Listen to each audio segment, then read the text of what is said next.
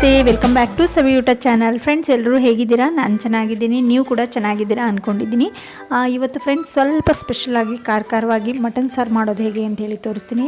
ಬನ್ನಿ ನೋಡ್ಕೊಂಬರೋಣ. ಅದಕ್ಕೂ ಮುಂಚೆ ಯಾರಾದರೂ ನನ್ನ ಚಾನಲ್ನ ಸಬ್ಸ್ಕ್ರೈಬ್ ಮಾಡಿಲ್ಲ ಅಂದರೆ ಪ್ಲೀಸ್ ಸಬ್ಸ್ಕ್ರೈಬ್ ಮಾಡಿ, ಲೈಕ್ ಮಾಡಿ, ಕಮೆಂಟ್ ಮಾಡಿ ಮತ್ತು ಶೇರ್ ಮಾಡಿ.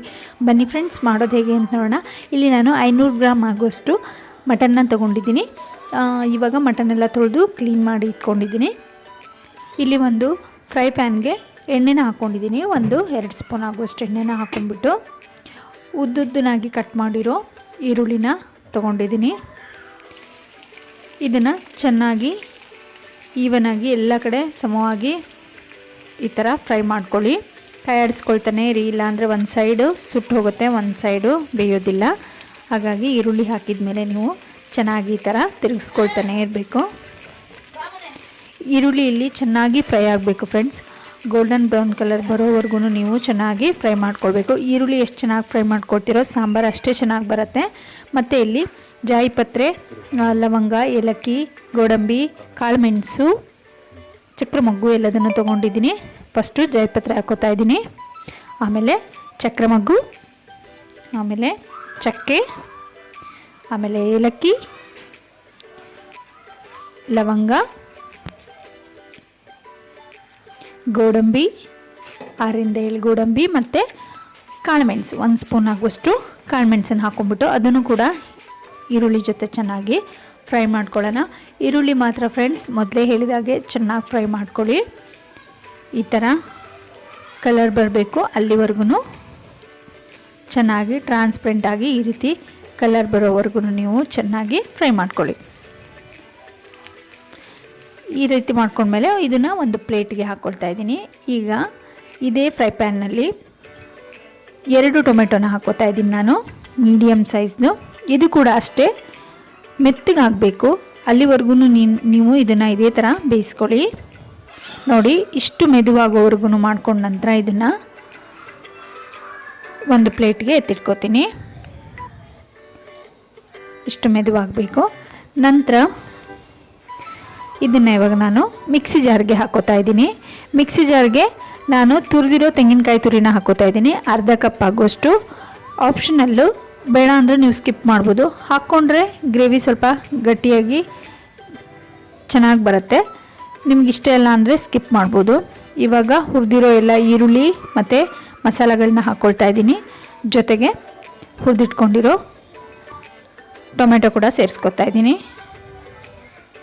ಇವಾಗ ಇದಕ್ಕೆ ಸ್ವಲ್ಪ ನೀರು ಹಾಕಿ ಗ್ರೈಂಡ್ ಮಾಡ್ಕೊತಾ ಇದ್ದೀನಿ.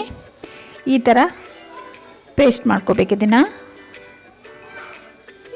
ಇವಾಗ ಒಂದು ಕುಕ್ಕರ್ನಲ್ಲಿ ಎಣ್ಣೆ ಹಾಕ್ಕೋತಾ ಇದ್ದೀನಿ. 1-2 ಸ್ಪೂನ್ ಆಗುವಷ್ಟು ಎಣ್ಣೆ ಹಾಕ್ಕೊಂಡ್ಬಿಟ್ಟು ಒಂದು ಚಿಕ್ಕ ಈರುಳ್ಳಿನ ಇದಕ್ಕೆ ಸೇರಿಸ್ಕೊತಾ ಇದ್ದೀನಿ.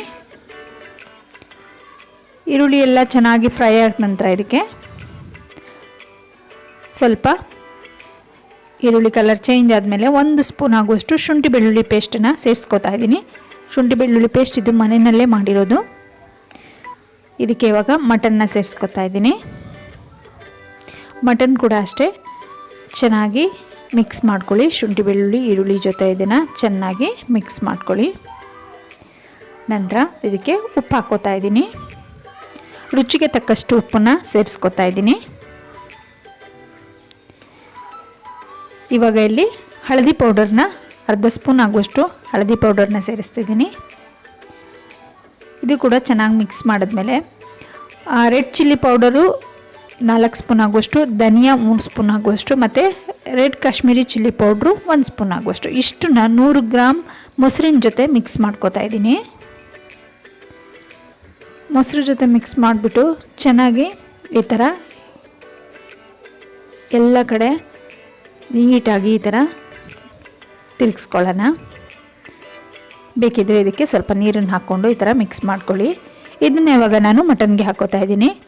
ಈ ಥರ ಮೊಸರನ್ನ ಹಾಕ್ಕೊಂಡು ಮಟನ್ ಬೇಯಿಸ್ಕೊಳ್ಳೋದ್ರಿಂದ ಮಟನ್ ಸಾಫ್ಟಾಗಿ ಕೂಡ ಬರುತ್ತೆ, ಬೇಗ ಕೂಡ ಬೇಯುತ್ತೆ, ಚೆನ್ನಾಗೂ ಆಗುತ್ತೆ, ಟೇಸ್ಟ್ ಕೂಡ ಚೆನ್ನಾಗಿರುತ್ತೆ. ಇವಾಗ ಇದಕ್ಕೆ ಎಷ್ಟು ನೀರು ಬೇಕೋ ಅಷ್ಟು ನೀರನ್ನ ಹಾಕ್ಕೋತಾ ಇದ್ದೀನಿ. ನೀರು ಹಾಕ್ಕೊಂಬಿಟ್ಟು ಒಂದು ಸರಿ ಚೆನ್ನಾಗಿ ಮಿಕ್ಸ್ ಮಾಡಿ ನೋಡ್ಕೊಳ್ತೇನೆ ಕನ್ಸಿಸ್ಟೆನ್ಸಿ ಹೇಗಿದೆ ಅಂದ್ಬಿಟ್ಟು. ಬೇಕಾದರೆ ಸ್ವಲ್ಪ ನೀರನ್ನು ಹಾಕ್ಕೊಳ್ತೀನಿ. ಇವಾಗ ಇದಕ್ಕೆ ರುಬ್ಕೊಂಡಿರೋ ಮಸಾಲಾನ ಹಾಕ್ಕೋತಾ ಇದ್ದೀನಿ. ಅದು ಕೂಡ ಅಷ್ಟೇ ಸ್ವಲ್ಪ ನೀರನ್ನ ಮಿಕ್ಸ್ ಮಾಡ್ಕೋತೀನಿ. ನನಗೆ ಇಲ್ಲಿ ನೀರು ಹಾಕ್ಕೊಂಡಿರೋದು ಕರೆಕ್ಟಾಗಿದೆ. ನೀವು ಬೇಕಾಗಿದ್ದರೆ ಇನ್ನೂ ಸ್ವಲ್ಪ ನೀರು ಬೇಕಾಗಿದ್ದರೆ ನೀರನ್ನ ಹಾಕ್ಕೊಳ್ಬೋದು. ಇವಾಗ 3 ವಿಸಿಲ್ ಹೊಡೆಸ್ಕೊತೀನಿ. ಇಲ್ಲಿ 3 ವಿಸಿಲ್ ಸಾಕಾಗುತ್ತೆ, ಯಾಕಂದರೆ ಮಟನ್ ಚೆನ್ನಾಗಿದೆ ಮತ್ತು ಮೊಸರು ಹಾಕಿರೋದ್ರಿಂದ ಬೇಗ ಕೂಡ ಬೇಯುತ್ತೆ. ನೋಡಿ ಇವಾಗ ಆಗಿದೆ, ವಿಸಿಲ್ ಆಯಿತು, ಡೌನ್ ಕೂಡ ಆಯಿತು. ಇವಾಗ ಮಟನ್ನ ಚೆಕ್ ಮಾಡ್ಕೋತಾ ಇದ್ದೀನಿ. ನೋಡಿ ನಿಮಗೆ ತೋರಿಸ್ತೀನಿ, ನೋಡಿ ಯಾವ ರೀತಿ ಬೆಂದಿದೆ ಅಂದ್ಬಿಟ್ಟು ತುಂಬ ಚೆನ್ನಾಗಾಗಿದೆ. ಇವಾಗ ಒಂದು ಸರ್ವಿಂಗ್ ಬೌಲ್ಗೆ ನಾನು ಸರ್ವ್ ಮಾಡ್ಕೊಳ್ತಾ ಇದ್ದೀನಿ. ಫ್ರೆಂಡ್ಸ್, ಇದುವರೆಗೂ ವಿಡಿಯೋ ನೋಡಿದ್ದಕ್ಕೆ ಎಲ್ರಿಗೂ ಧನ್ಯವಾದಗಳು. ಹಾಗೆ ಮತ್ತೊಮ್ಮೆ ಕೇಳ್ತಾ ಇದ್ದೀನಿ, ಪ್ಲೀಸ್ ನನ್ನ ಚಾನಲ್ನ ಸಬ್ಸ್ಕ್ರೈಬ್ ಮಾಡಿ ಮತ್ತು ಸಪೋರ್ಟ್ ಮಾಡಿ, ಲೈಕ್ ಮಾಡಿ, ಕಮೆಂಟ್ ಮಾಡಿ ಮತ್ತು ಶೇರ್ ಮಾಡಿ. ವಿಡಿಯೋ ನೋಡಿದ್ದಕ್ಕೆ ಎಲ್ರಿಗೂ ಮತ್ತೊಂದು ಸಾರಿ ಧನ್ಯವಾದಗಳು. ಮತ್ತೆ ಮುಂದಿನ ವಿಡಿಯೋದಲ್ಲಿ ಭೇಟಿಯಾಗೋಣ.